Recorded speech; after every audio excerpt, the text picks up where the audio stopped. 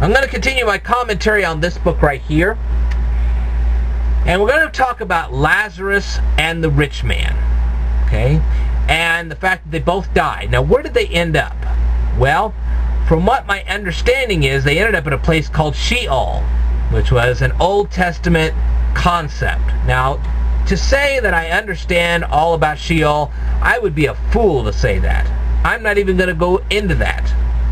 I'm not going to stand here and tell you I know everything about Sheol, because I don't. I'm doing research right now. I don't know that any guy on this earth knows everything about Sheol. Okay. But anyway, at least I know from what the Bible says it exists. But anyway, the thing is, it's supposed to have two chambers, one upper and one lower. In the upper chamber, you're supposed to find the righteous. In the lower chamber, you're supposed to find the wicked. Now, my childhood understanding was that when Jesus was crucified, he went into the upper chamber of Sheol, preached the gospel message to everybody there, and when they accepted it, they were all immediately taken to heaven. That was my basic understanding.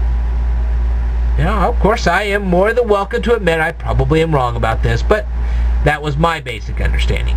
Anyway, the thing is that the first point you should draw is that there is such a gulf between the righteous and the wicked that they can no longer physically interact, which is a good thing, because that means that the wicked can no longer physically harm the righteous. Woohoo! That's a good thing. The second point that should be drawn from this story is when the rich man begged Abraham to send Lazarus back among the living. Now, I'm not even sure how Abraham was going to send Lazarus back among the living. That's a power only God has.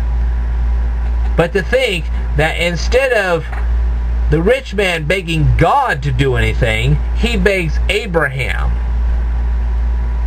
Like Abraham's some kind of a god. You're right. So there's stupidity in that respect. But the thing is that even if Lazarus had returned to the living and gone to these four brothers and told them anything about Sheol, do you think those four brothers would have believed him? Probably not. Why? Because these four brothers had an ego that controlled their lives. Now, there is a big difference between a person having an ego and then having an ego that actually controls their life. Okay? Let's take it this way. When Nathan approached David about the sexual affair between David and Bathsheba, about the fact that David set up Uriah to get killed,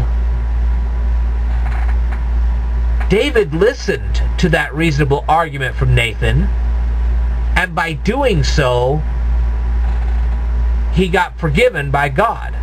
That's listening to a reasonable argument. Okay? Even I have been humbled from time to time. People present me with reasonable arguments, I just have to go with it until I find something better. But I'm more than willing to listen to a reasonable argument. The only problem is that a lot of time people send me fluff and they expect me to believe that. And I'm like, I don't believe fluff. I'll listen to a reasonable argument, but not fluff. I was willing to listen to Tecton TV because he presented reasonable arguments. Zeitgeist? Are you kidding? I was able to defeat that in 10 seconds. So, there you go.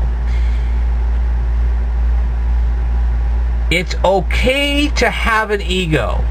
It is not okay to let that ego control your life. If you can't listen to your friends when they present a reasonable argument, it's most likely you're not even going to listen to God when he presents a reasonable argument to you. And if God can't communicate with you, you're toast. God will definitely send you to Sheol. He'll put you among the wicked. That's the way that works. Now, the thing is, what's the difference between Sheol and Gehenna? Well, Gehenna is a garbage dump. pretty unpleasant analogy, huh? And what they would do, if we're going to go by what the Bible says, these angels with flaming swords are going to take the wicked and they're going to throw them out with the trash. Well, there's the trash heap, and they're throwing you in there, and there you go. Whether it's burned or not makes no difference. The fact that you're going to be among the refuse, if you're numbered among the wicked, that's a horrible thing to think. That's the one thing you don't want. And what's even worse is that once you get dumped in the refuse, you can never talk to God again. Do you really want to be eternally separated from God? I don't. Not for all the tea in China. And that's why you try to keep the commandments as best you can. God already set the commandments up so that you would fail. He knew you'd fail. Before he ever presented them to you, he knew you were going to fail in the commandments. So you're not trying to obey the commandments because you think you can. That's wrong. Only Jesus was able to do that. The reason you try to keep the commandments is so you don't hurt other people, that you maintain your humility, that you do your best to please God. It has nothing to do with, you're never going to get salvation because the first time you break them, you're done. And you've probably broken them years ago. If you're watching this now, most likely you've already broken the commandments. You break it one time, you're already done. It's already toast. So like I said, you don't keep the commandments because it's going to get you into heaven, because it's already done. You try to keep the commandments because you love God. You try to keep the commandments because you love your fellow man and you don't want to hurt them.